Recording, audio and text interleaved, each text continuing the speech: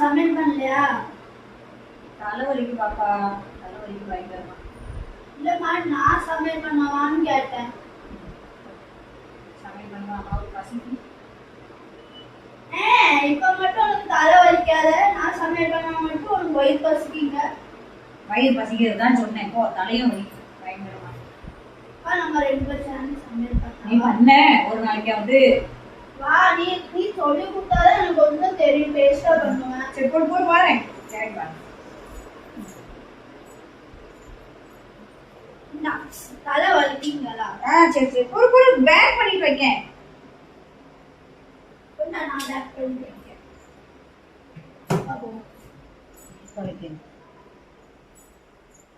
அதுக்காக எனக்கு போன் வெடிச்சிடும் போது கேஸ்.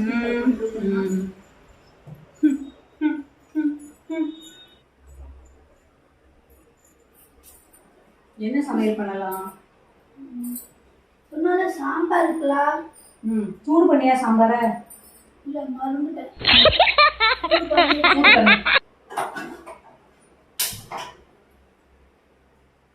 குடிக்கும், ஒழுங்கா கிண்டி கொடு.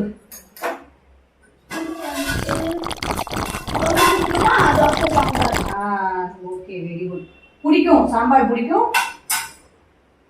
சாம்பார் பிடிக்குமா? எனக்கும் தான் பிடிக்கும் சாம்பார். எனக்கு தான் பிடிக்கும். சட்டிக்கும் பிடிக்கும். அடி குடிச்ச போது பார்த்து கிண்டி கொடு. கிண்டி கொடுக்கலன்னு வச்சுக்கோ, அவ்வளவுதான் சாம்பார்.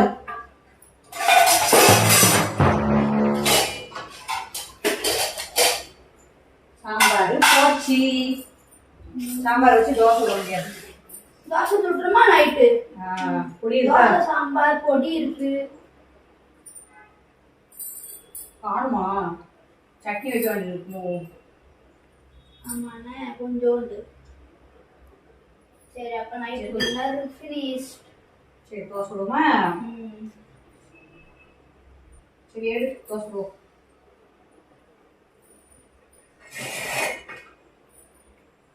அட பைத்தியம், ஃப்ரிட்ஜில் இருந்து தோசை மாவை எடுத்து வை. கூலிங் போட்டு எடுத்து வச்சு தோசை விட முடியும். கொஞ்சமா சோறு இருக்கு, பொடி இருக்கு. தோசை மாவை எடுத்து வெளியில வைடே. முதல்ல தோசை மாவை வச்சு கிண்டி கொடுக்கலாம் தானே. இந்த அறிவு அப்படியே இல்ல. ஃபர்ஸ்டே சூடு பண்ணணும் இல்ல. சாம்பார் எடுத்துறாத. குழம்புல கொஞ்ச நேரம் வச்சு ஊசி இருக்கும். தோசை கல்ல எடுத்து என்ன பிரயோஜனம்? தோசை மாவை எடுத்து வை. கூலிங் போய் போகட்டும் கொஞ்ச நேரம். அப்பதான் தோசை சுட முடியும். கூலான மாவுல போட்டோன்னா ஒட்டிக்கிட்டு வரவே செய்யாது. போதும், தோசை விடுவோம். வா, மாவு எடுத்துட்டு வா.